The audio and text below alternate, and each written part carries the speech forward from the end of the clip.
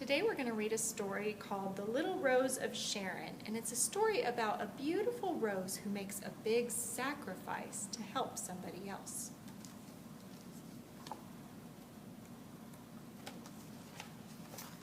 Spring came to the newly made world, and every day a certain little rose grew taller and more beautiful. Surely the Creator will be proud of me, she hoped, as the color deepened in her petals. The little rose watched as the hills and valley of Sharon came to life. Daffodils grew on the hillside, almond trees bloomed full and white, and the sweet smell of myrtle blossoms filled the air.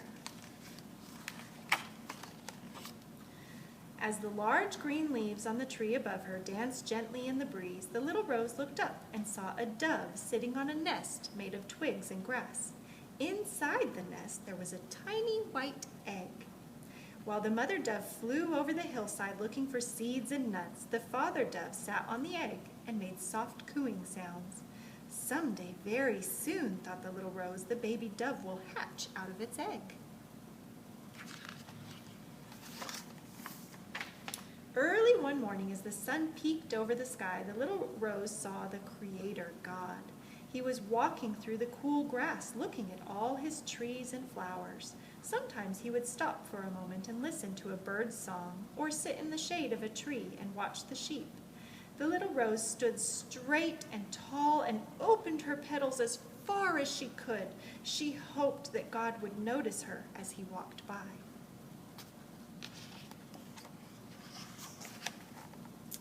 Soon God came walking toward her. Surely he will be pleased with my beautiful petals, she thought happily. Then God stood before her. For a long time he looked down at her deep red petals and smiled. Before he turned to go, he bent down and breathed her sweet smell. The little rose felt her heart would burst with joy. He noticed me, she thought, and he smiled at me. Truly, he must think I am beautiful. Later that evening, as she drifted off to sleep, the little rose was still remembering the smile of God. During the night, a storm rolled in. The wind howled through the trees, and the rain beat down on the shrubs and flowers. The little rose bent and swayed in the storm. She was frightened of losing her petals. As the rain beat against her, she held on to her petals with all her strength. Finally, the storm ended. When morning light filled the sky, the little rose was proud to see that none of her petals had fallen to the ground. But when she looked down, she saw a white shape on the ground below her. It was the tiny dove's egg, nestled deeply in the grass. It must have fallen out of the nest during the storm, she thought.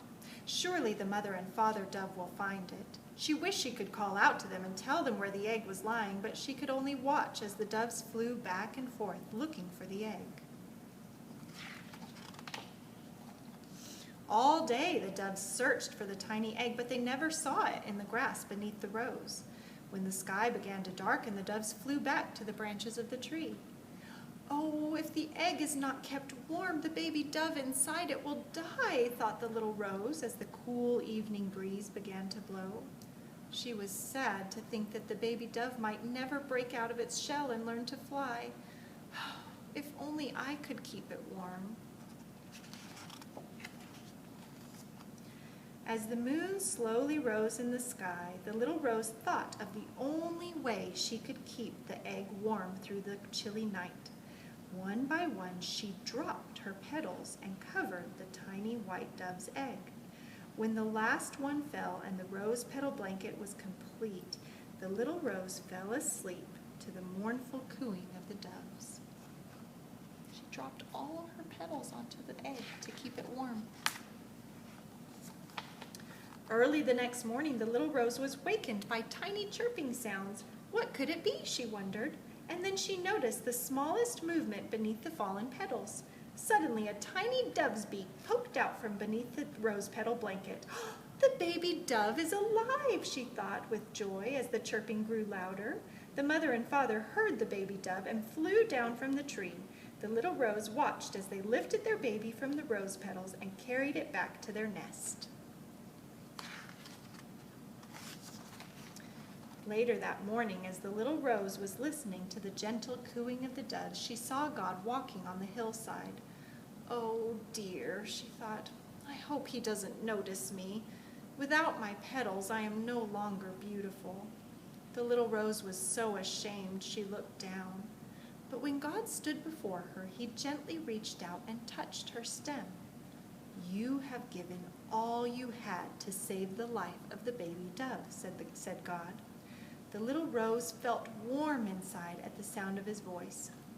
"One day, when my son Jesus lives on this earth, he too will give everything he has."